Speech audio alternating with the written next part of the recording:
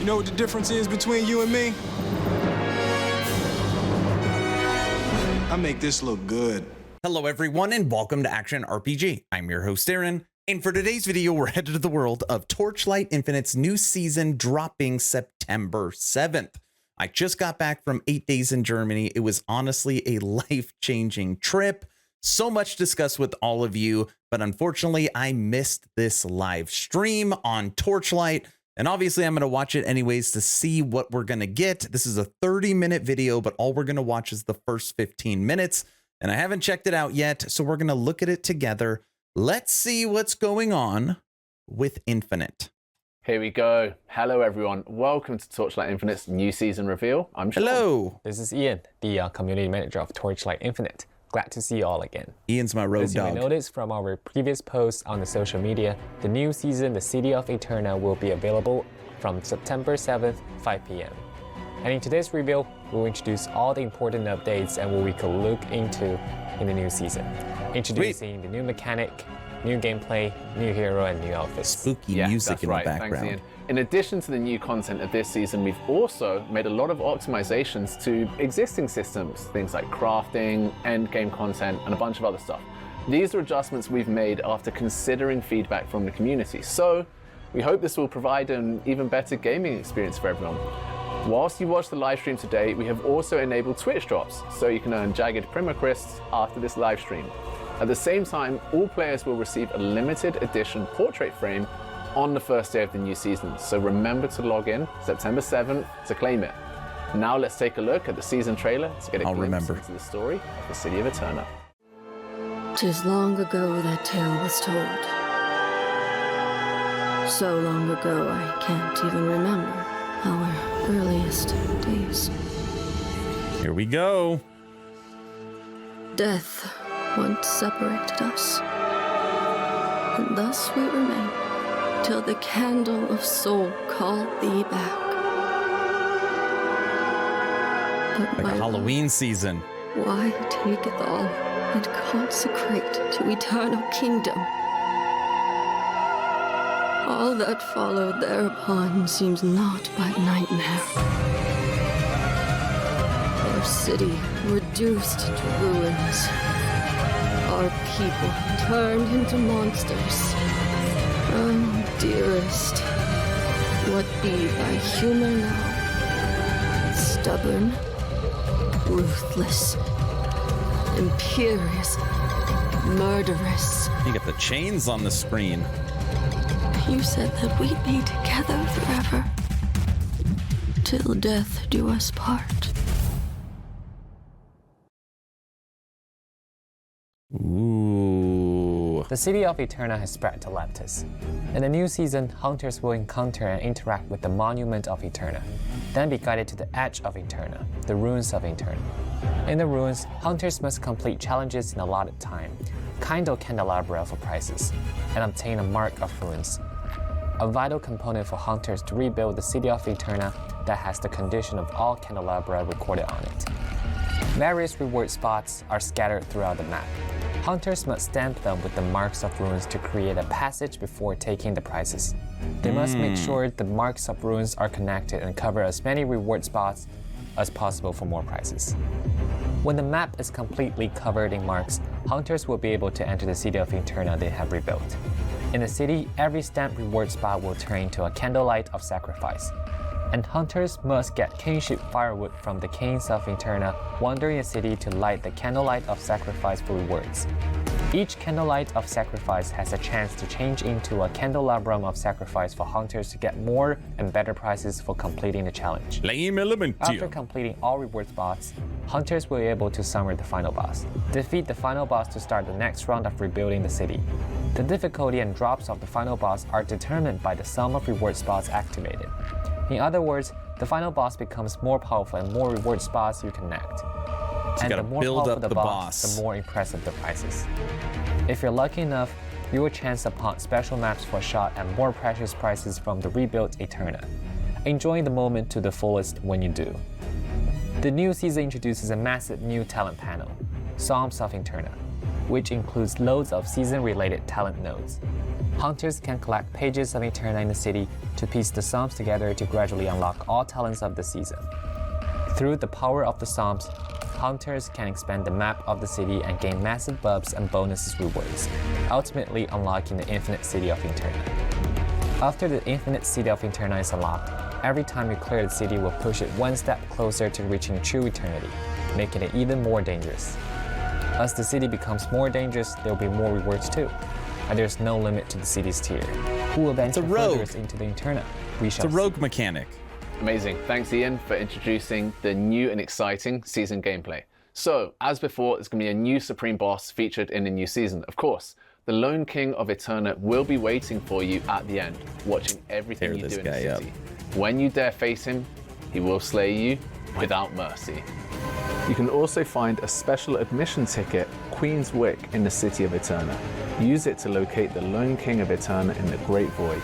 Defeat him and leave with treasures that have been hidden in Eterna for thousands of millennia. But the story is still far from over. The new season will also introduce a brand new character progression system, Soul Candles. Upon exploring the city, you will get this new item, Soul Candle. Hunters need to equip Soul Candles in the skill panel, and they will nourish Hunter's soul and significantly improve skill effects. A Soul Candle usually has 1 to 3 affixes of random tiers, but you can fuse them to upgrade, evolve, or even mutate their affixes. You can acquire a special item, Tear of Eterna, from monsters in the city. By spending Tears of Eterna, you can fuse 2 Soul Candles. When fusing Soul Candles, affixes of identical effects and tears from the 2 Soul Candles will be fused into 1, and the remaining affixes will be either retained or discarded randomly. When both Soul Candles have the same T1 affixes, the fused affix has a chance of evolving into a more powerful T0 affix with 1 guaranteed negative affix, and any T0 affix of the fused Soul Candle has a small chance of mutating into a rare special affix. Mutated affixes are very powerful, however they can also have serious negative impacts on you. Therefore, you must balance the power and the negative effects brought by Soul Candles by making the most of the positive affixes and avoiding the negative affixes, making the potent but dangerous Soul Candles to your advantage. Pretty advanced season. We pretty much cover all mechanic updates about the new season, but actually there's one thing we haven't mentioned yet. The Labyrinth is essentially a random map, because the route assembled each time is different, so the terrain you encounter inside is also different. Yeah, that's a good point. That's true. We hope that you can try out this new gameplay for yourselves and be constantly coming up with new Labyrinth combinations, which I think is going to be a lot of fun. Next up, we're going to introduce the new heroes and new hero traits. This is the last section we're going to watch. New heroes. Let's see what we got.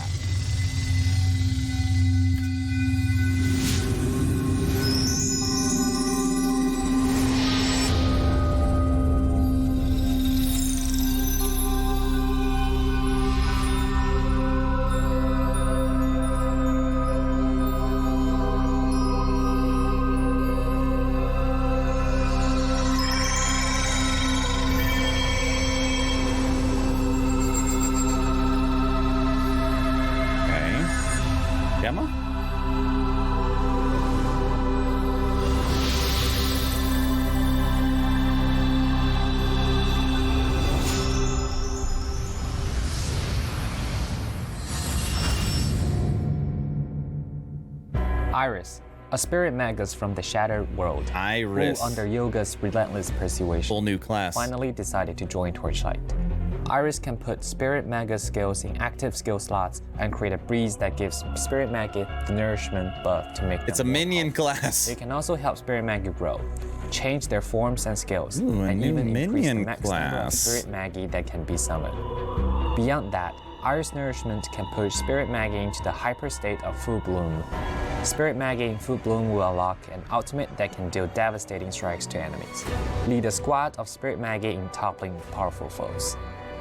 Alright, so the Forsaken Iris Growing Breeze will be obtainable through purchasing the Season Pass after the new season begins. As for the new hero trait for this season, it goes to Frostfire Gemma.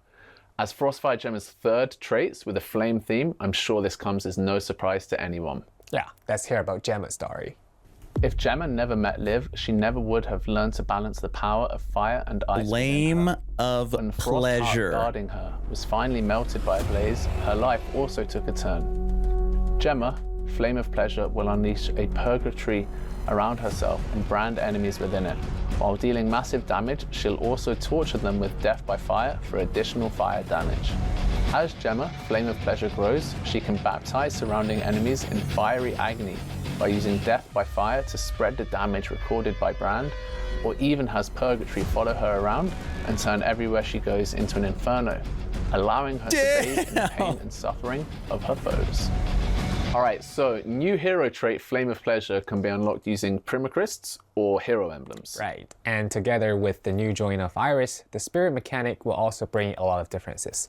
Previously, players used spirits more as a buff bots, but for this season, spirits will have the potential to become a very powerful allies. The new mechanic for Spirit Magus minions, Growth. Spirit Magi are no longer just simple buff providers, but powerful sidekicks that can grow. I and only hold use their them for own. buff Growth providers. is a base attribute every Spirit Magus possesses that represents its current growth and does not decline naturally like command. That's a huge buff for Accumulating a minions. certain amount of growth will allow Spirit Magi to grow into the next stage, until they reach stage 5.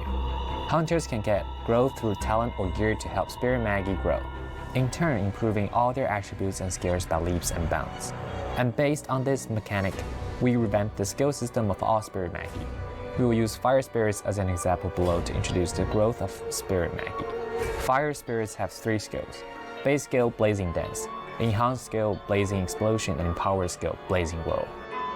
At stage 2, a Fire Spirit's chance to use its enhanced skill will be increased. At stage 3, its enhanced skill will get a significant boost. At stage 4, its empower skill will provide additional buffs to itself. At stage 5, it will get a stat boost across the board, increasing its damage, skill area, movement speed, and tracking area. With the new changes to Spirit system, new skills have been added accordingly. Yeah, that's right. So there are 2 new active skills related to spirits now. Archery Bond is an all-new Empower Sentry placed to provide buffs to nearby allies by reducing projectile quantity, but increasing additional projectile damage, attack, and cast speed. With the Bond of Archery's aid, your projectiles will travel faster and hit harder. Speed Phantom is an all-new ability skill. Upon activation, the hunter will move in the specified direction while leaving a remnant last at the epoch starting shift. point that keeps taunting foes. The remnant explodes after a few seconds to deal damage and inflict slow, as well as increase the hunter's spell damage and cast speed based on the number of enemies hit by the explosion. Nourishment of Life is an Empower skill created specifically for the Spirit Magi this season. Casting it creates a zone centered on and moves with the caster that increases growth for all Spirit Magi inside it. When growth is at stage 4 or above, a Spirit Magus skill area expands additionally, and casting a skill has a chance to increase its projectile quantity. Dazzling Bloom is one of the skills created specifically for Spirit Magi this season. Casting this skill can teleport Spirit Magi to a target location and make them fight the enemy of the highest rarity nearby. Basically gives you the ability to target enemies with minions. We've prepared several brand new legendary gears for the hunters. Here, let me introduce 2 of the most distinctive pieces to you all. Eternal Elegy is a mysterious necklace from the city of Eterna. When equipped, the hunter will gain a buff called Solemnity. Okay, I'm going to jump past the legendary gear really quick because there's something they talked about. Reach the upper limit, They were talking about, they said monetization. Microtransactions. The new season will introduce 3 new legendary pack spirits: Scale of Original Sin, Abyssal King Soul, and Monument Knight. Scale of Original Sin's ability is to enhance the combat capabilities related to Spirit Magus. Abyssal King Soul is to enhance damage over time and reaping efficiency. And Monument Knight is to enhance the hunter's loot efficiency in the City of Eterna, season exclusive gameplay. Purchasing the Ultimate Season Pass will unlock the new hero, the Forsaken Iris, as well as Portal, back accessory, footprint, and one-handed axe outfit appearances. Cat-Eye has 2 swimsuits, while Moto and Iris not only get their own advanced outfit, Dude, look at but Motos. also provide new outfits for their beloved minions and Spirit Magus. That's all for today's season 3 live stream. In fact, there are still many I thought maybe they were going to update microtransactions and they would actually look different, but they're just showing off the new pets that they are dropping. Okay. I love rogues, and I love the idea of kind of a rogue season where every time you run, it's different. You try to push as far as you can before you fight the boss to then reset it over again and get more loot. It actually sounds like a whole lot of fun.